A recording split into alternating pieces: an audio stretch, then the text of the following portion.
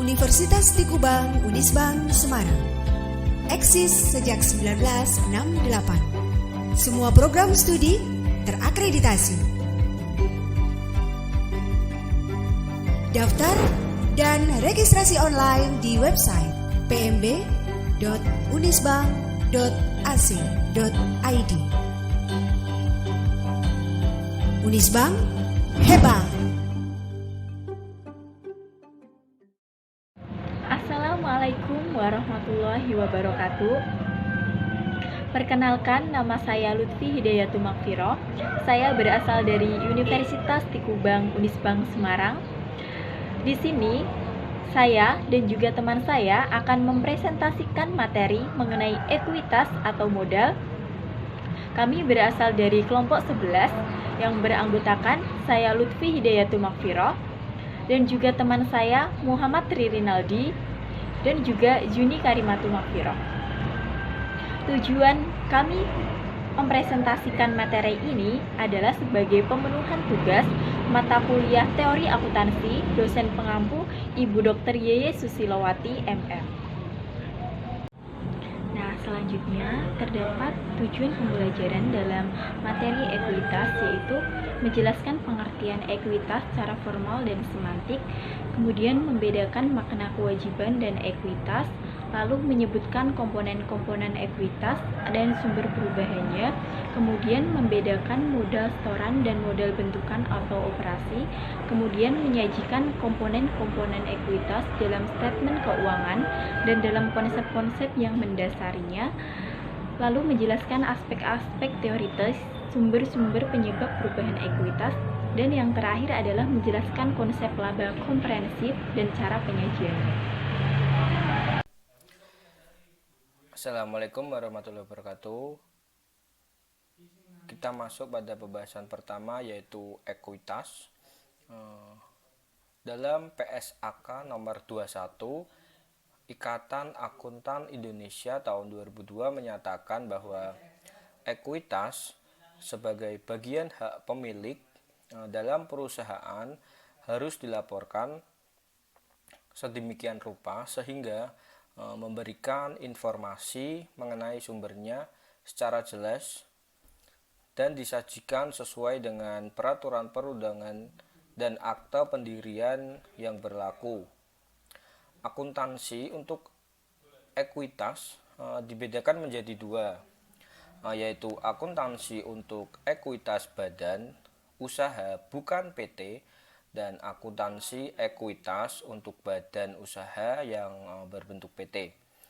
Akuntansi untuk ekuitas badan usaha bukan PT harus dilaporkan sesuai dengan peraturan perundangan yang berlaku untuk badan usaha tersebut dan standar akuntansi keuangan yang berlaku khusus untuk industri yang bersangkutan, misalnya seperti koperasi. Akuntansi ekuitas untuk badan usaha berbentuk PT meliputi modal saham, meliputi saham preferen, saham biasa, dan akun tambahan modal yang di-store. Pos modal lainnya seperti modal yang berasal dari sumbangan dapat disajikan sebagai bagian dari tambahan modal di-store. Akun tambahan modal di store terdiri dari berbagai macam unsur penambahan modal seperti agio saham, tambahan modal dari perolehan kembali saham dengan harga yang lebih rendah dari jumlah yang diterima pada saat pengeluaran, tambahan modal dari penjualan saham yang diperoleh kembali dengan harga di atas jumlah yang dibayarkan pada saat perolehannya, tambahan modal dari perbedaan kurs modal di store, dan lain sebagainya. Akun tambahan modal di store tidak boleh didebet atau dikredit dengan pos laba atau rugi usaha maupun laba atau rugi luar biasa.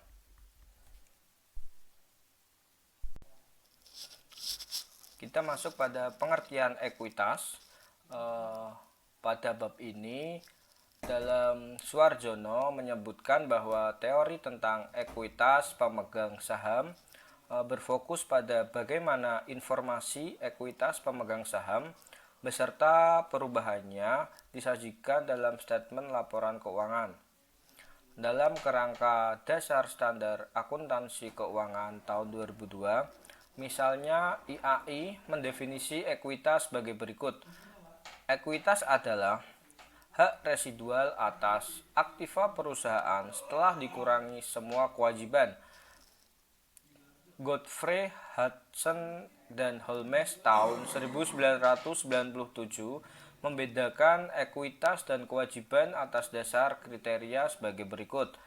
Ada 3. Yang pertama, hak-hak masing-masing pihak atas penyelesaian klaim. Yang kedua ada hak penggunaan aset dalam operasi. Dan yang ketiga ada substansi ekonomi perjanjian.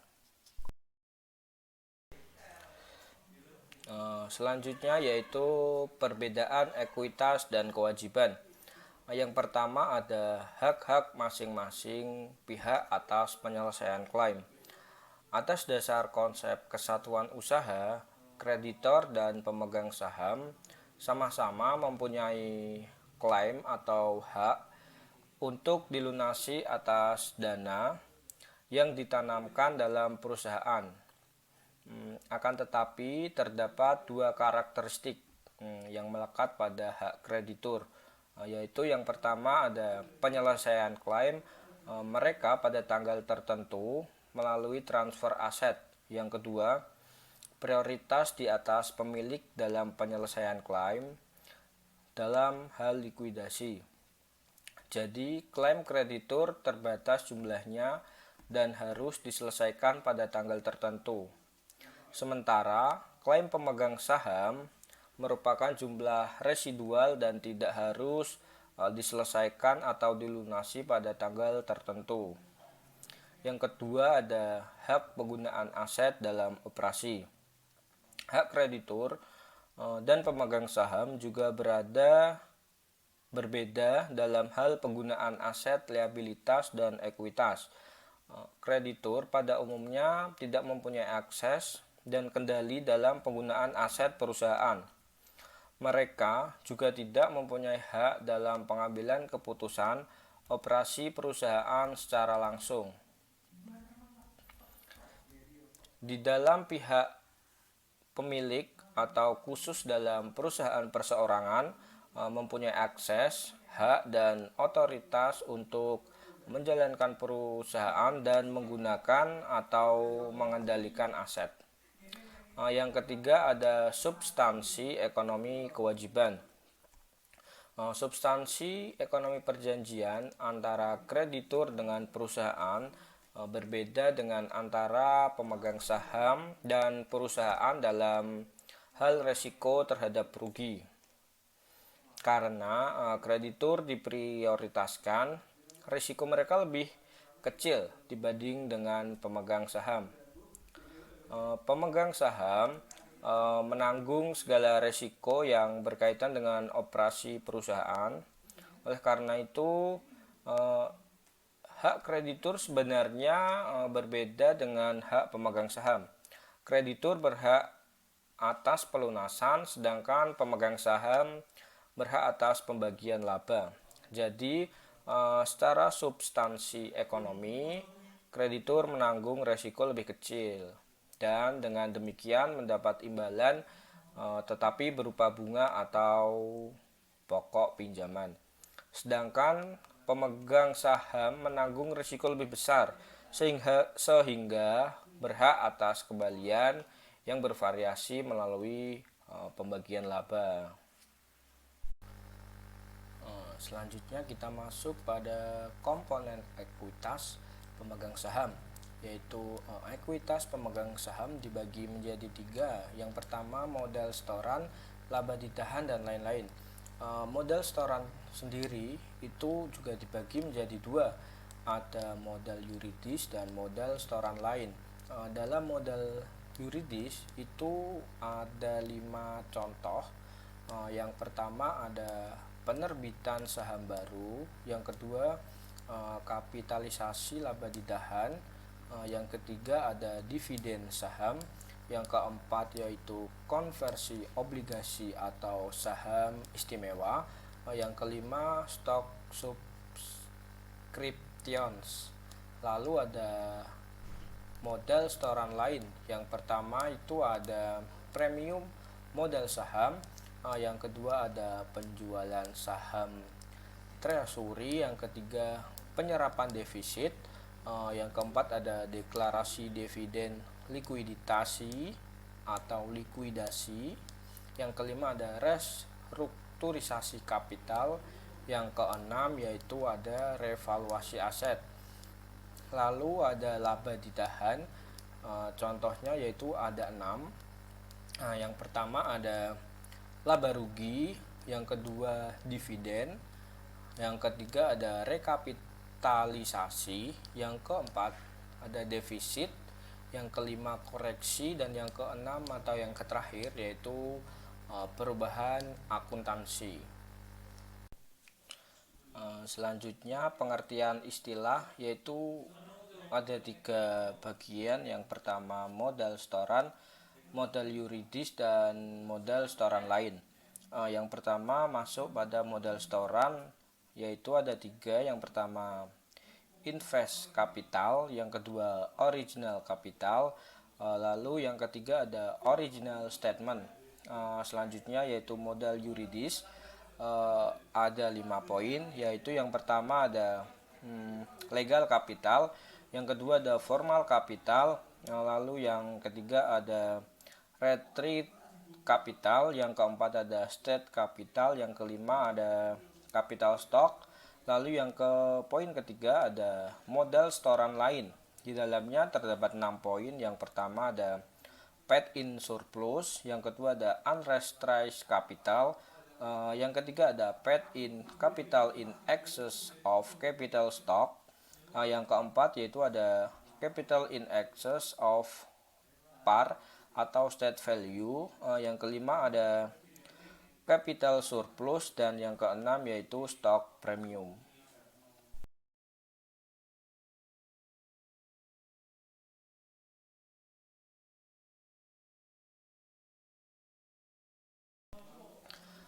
Selanjutnya yaitu tujuan penyajian ekuitas.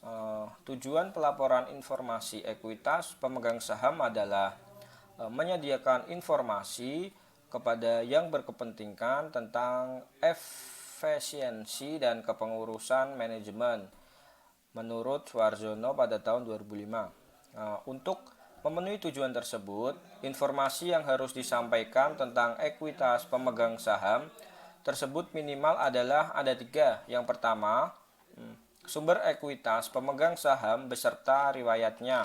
Yang kedua, peraturan yuridis yang membatasi pembagian dividen dan pengambilan modal setoran pemegang saham. Yang ketiga, prioritas beberapa golongan pemegang saham atau pemegang ekuitas lainnya. Pengungkapan informasi ekuitas pemegang saham akan sangat dipengaruhi oleh tujuan penyajian tersebut kepada pemakai laporan keuangan. Pada umumnya, informasi ekuitas pemegang saham akan sangat dipengaruhi oleh tujuan penyajian informasi tersebut kepada pemakai laporan keuangan. Pada umumnya, tujuan pelaporan informasi ekuitas pemegang saham adalah menyediakan informasi kepada yang berkepentingan tentang efisiensi dan kepengurusan manajemen. Tujuan lain pelaporan ekuitas itu sendiri yaitu menyediakan informasi tentang riwayat serta prospek investasi pemilik dan pemegang ekuitas lainnya. Informasi tentang kewajiban yuridis perseorangan terhadap para pemegang saham dan pihak lainnya juga merupakan tujuan penyajian ekuitas pemegang saham ini. Untuk memenuhi tujuan tersebut, informasi yang harus disampaikan kepada ekuitas atau tentang ekuitas pemegang saham tersebut minimal adalah selanjutnya yaitu modal setoran dan laba ditahan. Yang pertama, untuk mencapai tujuan penyajian, kedua ada beserta sumbernya, lalu ada berbeda kandungan informasinya atau dana dasar versus dana melaba.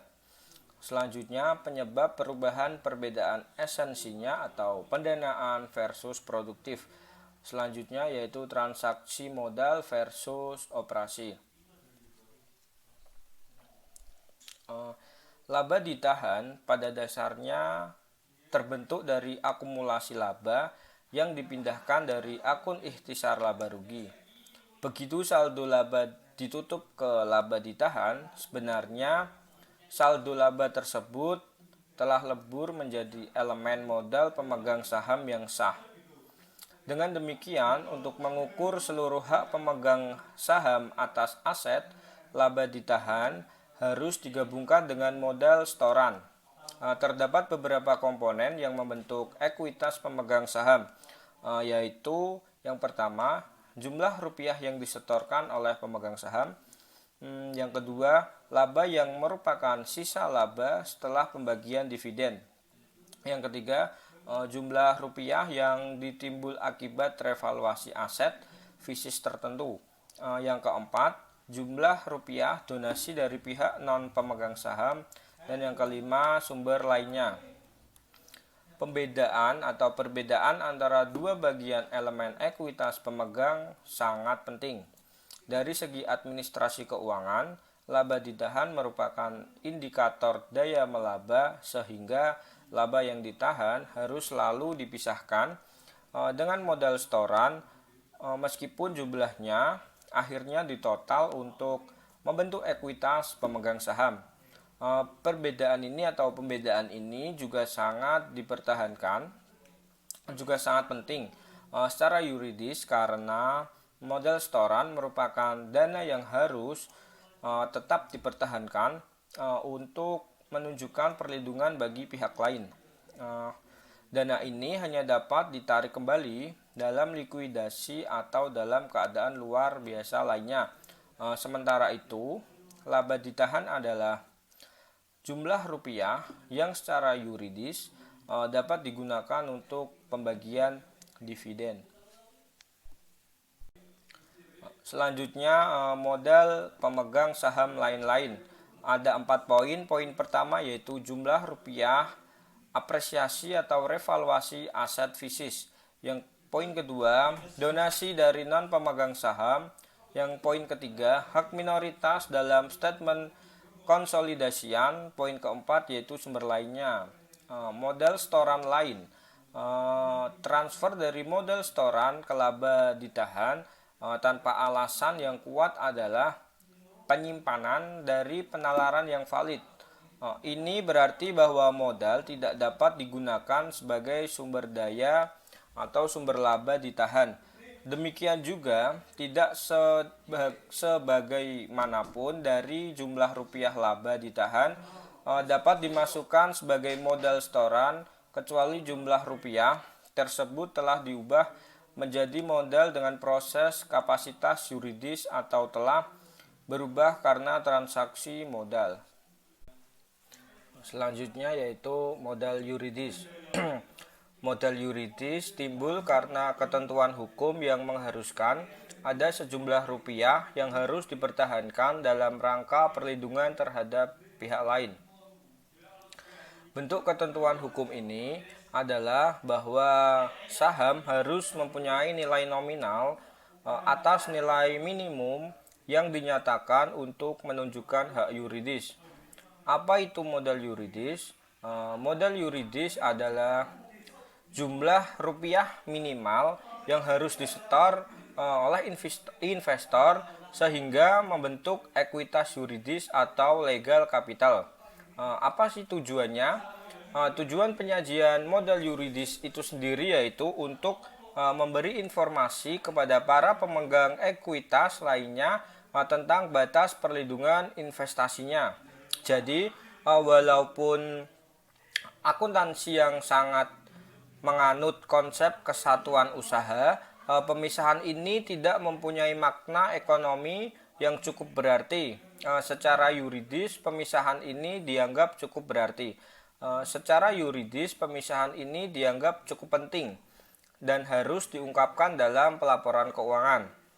Ekuitas dalam akuntansi menganggap penggunaan modal yuridis tersebut tidak penting. Karena ekuitas dalam akuntansi lebih menekankan pada jumlah rupiah yang benar-benar disetor pemegang saham sebagai jumlah rupiah kontrak antara perseorangan atau perseroan dengan pemegang saham. Fungsi pengungkapan modal yuridis itu sendiri yaitu dalam hal perusahaan berjalan terus, pengungkapan modal yuridis kemudian akan berfungsi semata-mata untuk menunjukkan batas jumlah aset yang dapat didistribusi kepada pemegang saham baik dalam bentuk dividen maupun likuidasi ekuitas, dan dianggap hal ini memberi informasi terhadap perlindungan yaitu bagi investor. Nah, materi yang selanjutnya yaitu modal setoran lain.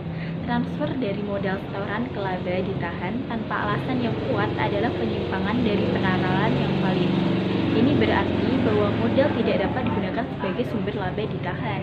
Demikian juga, tidak sebagian pun dari jumlah rupiah laba ditahan dapat dimasukkan sebagai modal setoran kecuali jumlah rupiah tersebut telah diubah menjadi modal dengan proses kapitalisasi yuridis atau telah berubah karena transaksi modal yang dibahas. Kemudian, nominal saham sering dianggap bukan merupakan harga efektif saham, namun secara akuntansi, penentuan nilai nominal saham sebenarnya tidak bermakna ekonomik. Dalam hal tertentu, nilai nominal saham lebih merupakan alat untuk pemerataan distribusi kepemilikan daripada untuk menunjukkan nilai saham itu sendiri. Karena tidak bermakna ekonomik, saham dapat diterbitkan tanpa nilai nominal atau non-par stock. Ada dua alasan penerbitan saham tanpa nilai nominal, yaitu yang pertama yaitu untuk menghindari uang bersyarat dalam hal saham terjual di bawah harga nominal, dan yang kedua adalah tidak ada hubungan antara nilai nominal dengan harga pasar saham. Kemudian materi yang selanjutnya yaitu perubahan modal setoran dan masalahnya. Transaksi, kejadian, atau keadaan dapat menyebabkan perubahan dalam modal setoran ataupun modal setoran lain, dan laba ditahan baik secara individu maupun bersamaan. Tujuan utama perekayasaan akuntansi modal setoran ini adalah untuk membedakan secara garis tegas antara perubahan akibat transaksi operasi dan perubahan akibat transaksi modal. Dalam hal kenaikan modal setoran, pembedaan ini bermanfaat untuk mencegah perlakuan kenaikan akibat transaksi modal sebagai laba sehingga timbul kesan adanya jumlah yang tersedia untuk pembagian dividen. Berbagai sumber yang dapat mengubah setoran dengan berbagai masalah teoritisnya adalah seperti pemesanan saham, kemudian obligasi terkonversi atau berhak tukar atau convertible bonds, kemudian saham istimewa terkonversi atau berhak tukar, kemudian dividen saham, hak beli saham, opsi atau waran, dan kemudian saham treasure atau treasure stock. Dan itu pun menurut Suwarjono pada buku halaman ke-521 pada tahun 2010. Nah, oke. Kemudian materi yang selanjutnya yaitu perubahan laba ditahan. Terdapat beberapa hal lain yang dapat menyebabkan laba ditahan dalam suatu periode tertentu berubah selain karena transaksi modal, tetapi karena transaksi khusus, yaitu yang pertama yaitu penyesuaian periode lalu, kemudian koreksi kesalahan dalam laporan keuangan sebelumnya, kemudian pengaruh perubahan akuntansi, dan yang terakhir adalah kuasi atau reorganisasi. Jadi keempat hal tersebut adalah bisa menyebabkan perubahan pada pelaporan laba ditahan kecuali transaksi modal. Materi yang selanjutnya yaitu program opsi saham karyawan atau biasa yang disebut sebagai ESOP. Hak opsi yang diberikan kepada karyawan untuk membeli sejumlah saham perusahaan. Terdapat dua macam opsi, yaitu call and put. Opsi call adalah opsi yang memberikan hak kepada pemegang opsi untuk membeli saham dengan harga tertentu selama periode tertentu. Kemudian, sedangkan opsi put adalah opsi yang memberi hak kepada pemegang opsi untuk menjual saham dengan harga tertentu selama periode tertentu. Nah, untuk materi yang selanjutnya yaitu waran. Perusahaan dapat juga menjual hak beli saham atau biasa yang disebut sebagai right kepada non-pemegang saham dengan menjual kupon pembelian saham atau waran. Dalam PSAK nomor 41, IAI mendefinisikan waran sebagai berikut. Waran adalah efek yang diterbitkan oleh suatu perusahaan yang memberi hak kepada pemegangnya untuk memesan saham dari perusahaan tersebut pada harga dan jangka waktu tertentu. Nah, pernyataan ini terdapat dalam pasal 3 dalam PSAK nomor 41. Lalu, pemegang waran dapat membeli sejumlah saham dengan mengembalikan waran tersebut dan membayar sejumlah uang kas tertentu. Waran berbeda dengan hak beli saham dan opsi saham dalam beberapa aspek, yaitu waran diterbitkan oleh perusahaan, sedangkan hak beli saham atau call and put diterbitkan oleh investor atau baik individual maupun internasional. Kemudian, jangka waktu opsi waran biasanya lebih lama atau dapat tahunan daripada jangka waktu opsi hak beli saham. Kemudian, waktu dijual atau diterbitkan kepada umum, bukan kepada pemegang saham atau karyawan perusahaan, dan biasanya hal ini menjadi syarat bagi pembeli. Kemudian, saham dijual dengan harga tertentu atau tunai. Dalam hal ini bisa diartikan tidak gratis. Kemudian, harga pembelian saham total, harga waran plus tambahan kas pada saat pengambilan opsi biasanya melebihi harga pasar saham pada saat waran ditawarkan. Kemudian, bila hak opsi tidak diambil kos atau waran tidak dapat ditarik kembali oleh pemegang saham. Kemudian, waran dapat diterbitkan menyertai penerbitan surat utang atau obligasi. Nah, materi yang selanjutnya yaitu tentang saham treasury. Apa sih itu saham treasury? Saham treasury adalah saham yang dikeluarkan oleh perusahaan, namun saham tersebut sudah terjual, dan kemudian perusahaan penerbit ingin melakukan penarikan kembali sahamnya itu. Nah, maka saham yang seperti itu biasa disebut sebagai saham treasury. Transaksi yang jelas akan mengurangi modal setoran adalah penarikan sementara untuk saham treasury. Perusahaan mempunyai beberapa alasan melakukan penarikan saham treasury adalah saham tersebut akan diterbitkan kembali kepada karyawan dalam program opsi saham, kemudian saham tersebut akan digunakan untuk membeli perusahaan lain dalam transaksi penggabungan usaha. Nah, materi yang selanjutnya yaitu mengenai perubahan laba ditahan. Kalau pemisah antara transaksi modal dan transaksi operasi harus tetap dipertahankan, hanya terdapat dua faktor utama yang mempengaruhi besarnya laba ditahan, yaitu laba atau rugi periodik dan pembagian dividen. Laba dipindahkan dari akun laba rugi adalah laba yang merupakan selisih seluruh elemen transaksi operasi dalam arti luas yang disebut laba komprehensif. Transaksi lain yang dapat mempengaruhi laba ditahan adalah transaksi yang tergolong dalam transaksi modal yang diuraikan dalam pembahasan perubahan modal setoran. Pengaruh beberapa transaksi di atas langsung dimasukkan dalam laba ditahan dan tidak melalui statement laba rugi periode terjadinya transaksi tersebut karena merupakan transaksi modal. Sebagai ketentuan umum, selain karena pos-pos transaksi modal di atas, laba ditahan dalam suatu periode hanya berubah karena laba atau rugi operasi dan pembagian dividen. Namun demikian, terdapat beberapa hal yang dapat menyebabkan laba ditahan pada suatu periode berubah selain karena transaksi modal, tetapi karena transaksi khusus. Apa saja di antaranya, yaitu penyesuaian periode yang lalu atau prior period adjustment, kemudian koreksi kesalahan dalam laporan keuangan sebelumnya, kemudian pengaruh perubahan akuntansi atau accounting change, kemudian quasi reorganisasi atau quasi reorganization.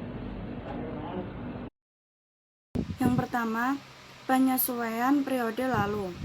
Menyesuaikan laba ditahan awal periode ditentukannya jumlah perubahan sehingga ia tidak tampak dalam statement laba rugi periode tersebut. biasanya berkaitan dengan masalah ketidakpastian masa lalu. 1. Terdapat pro dan kontra. 2. P dan L menolak dengan alasan pengelolaan aset. 3. VASB menganut P dan L dengan pengecualian. Sebagai contoh, perusahaan yang pada periode lalu dituntut untuk mengganti rugi sejumlah uang tertentu karena dituduh melanggar hak paten perusahaan lain. Sampai akhir periode yang lalu, perkara tuntutan ini belum diputuskan pengadilan karena belum dapat dipastikan apakah perusahaan bersalah dan juga tidak ada kepastian tentang jumlah yang akhirnya dibayarkan. Baru dalam periode sekarang dapat dipastikan bahwa perusahaan benar-benar dinyatakan salah dan harus membayar ganti rugi sejumlah tertentu. Jumlah tersebut jelas harus diakui dan merupakan rugi bagi perusahaan. Persoalannya adalah apakah jumlah rugi tersebut diperlakukan sebagai penyesuaian periode lalu, laba ditahan awal tahun, atau sebagai pengurang pendapatan tahun sekarang. Dengan kata lain, apakah rugi tersebut diakui sebagai penyesuaian terhadap laba bersih periode yang lalu ketika peristiwa yang menyebabkan rugi tersebut terjadi, atau apakah rugi tersebut diakui sebagai elemen penentuan laba periode sekarang ketika peristiwa yang menguatkan atau memastikan terjadi ketika kepastian tentang status dan jumlah telah diperoleh. Yang kedua, koreksi kesalahan. Sistem akuntansi biasanya sudah dirancang dengan cukup cermat, sehingga kesalahan dalam pencatatan akan segera dapat dideteksi, sehingga dapat dilakukan koreksi.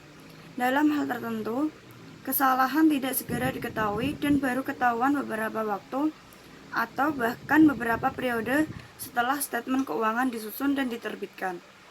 Jadi, untuk dapat disebut kesalahan, suatu jumlah rupiah harus berasal dari kesalahan hitung, kesalahan aplikasi penerapan prinsip akuntansi, dan kelalaian atau menyalahgunakan fakta yang tersedia dalam penyusunan laporan keuangan. APB membedakan antara kesalahan dengan perubahan taksiran atau perubahan akuntansi. Perubahan taksiran muncul dan adanya informasi atau perkembangan baru yang berarti dari tilikan yang lebih baik atau pertimbangan yang lebih mantap. Untuk disebut kesalahan, harus ada unsur kehilafan atau salah pakai informasi. Penyesuaian. Yang pertama, koreksi sebagai penyesuaian laba ditahan. Menurut pandangan ini, penyesuaian yang diperlukan terhadap laba yang pernah dilaporkan harus dilakukan langsung terhadap akun laba ditahan untuk semua kasus, kecuali untuk koreksi-koreksi yang jumlahnya tidak terlalu besar, sehingga tidak mengganggu pelaporan laba normal. Ini berarti koreksi tidak tampak dalam statement laba rugi.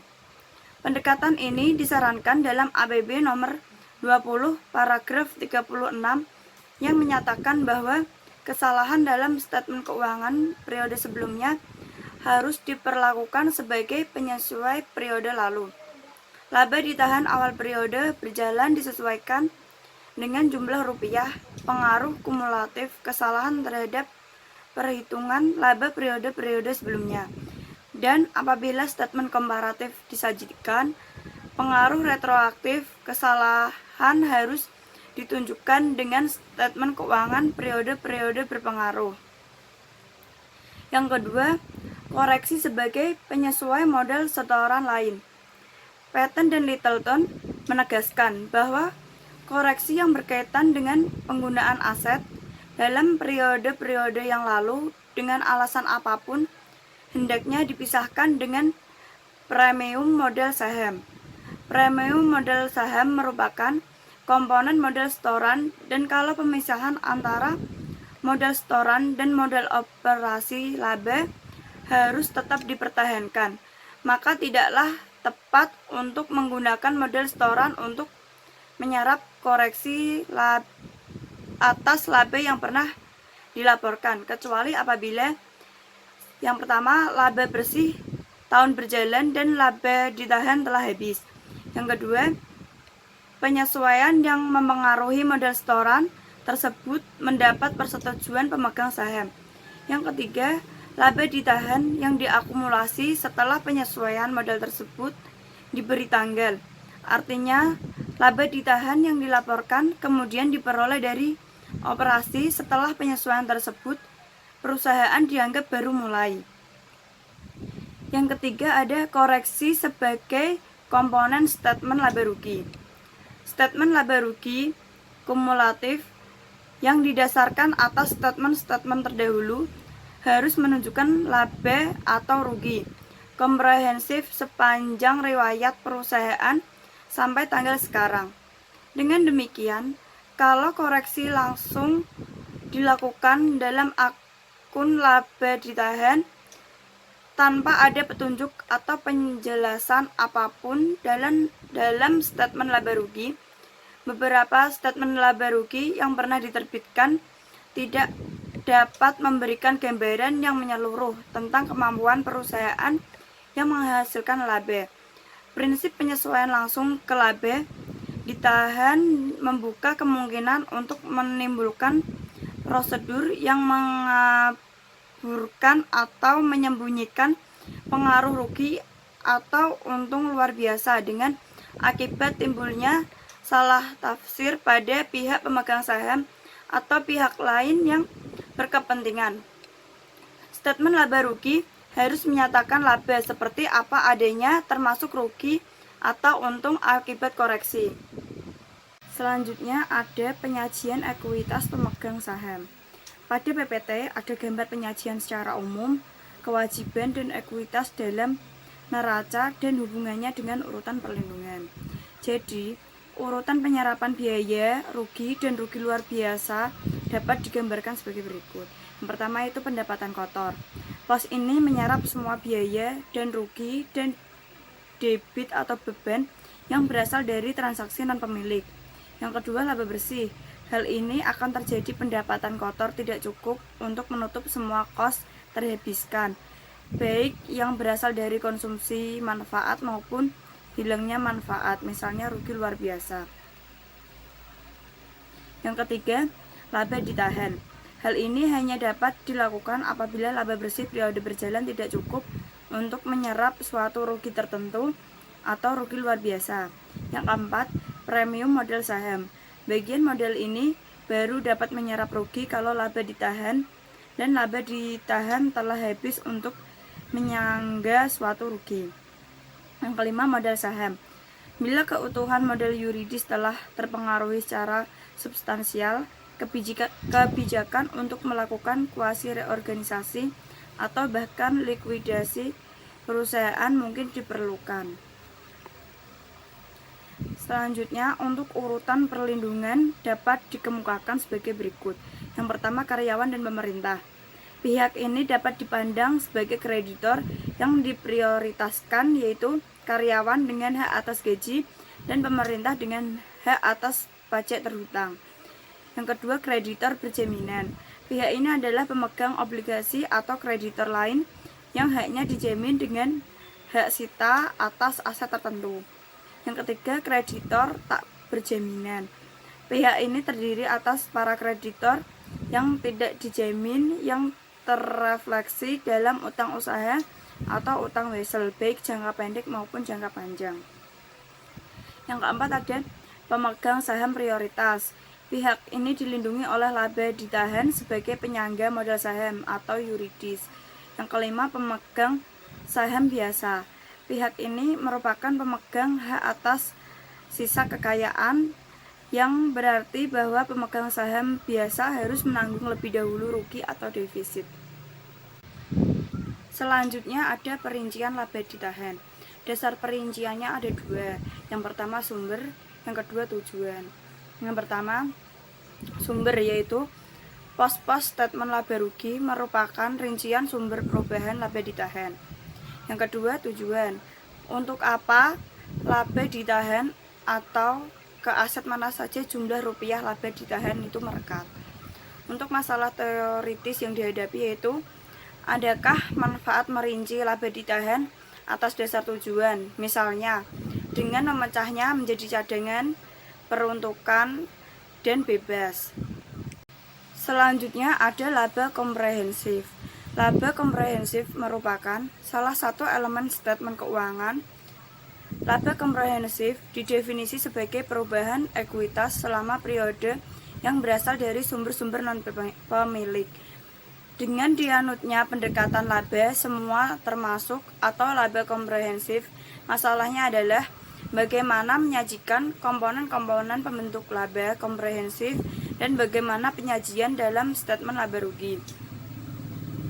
Dasar pikiran laba komprehensif yaitu yang pertama, pembedaan yang tegas antara transaksi operasi dan transaksi ekuitas. Yang kedua, pemanfaatan aset versus aset kapital. Pembedaan antara transaksi operasi dan investasi. Yang ketiga, adanya pos-pos luar biasa dan menerobos. Yang keempat, implikasi terhadap komponen statement laba rugi. Menganut semua termasuk penuh. Selanjutnya ada komponen potensial pembentuk statement laba rugi. Yang pertama itu ada pos operasi, pendapatan dan biaya. Seperti penjualan atau pendapatan, kos barang terjual, biaya penjualan, biaya administratif atau umum. Yang kedua ada pos operasi tambahan, pendapatan dan biaya lain. Seperti pendapatan lainnya dan untung, biaya lainnya dan rugi. Yang ketiga ada pajak penghasilan. Yang keempat ada operasi hentian. Yang kelima ada pos luar biasa.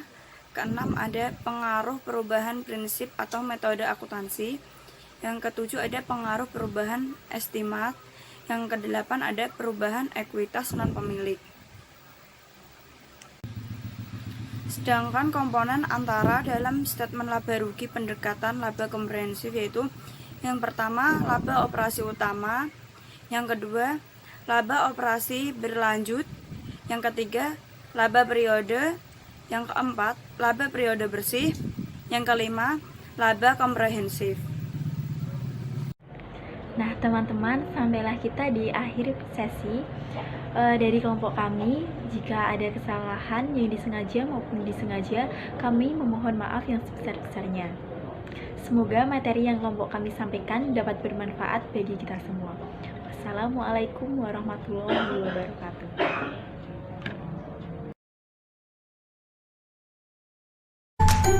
Universitas Tikubang, Unisbank Semarang, Entrepreneurial IT Best University.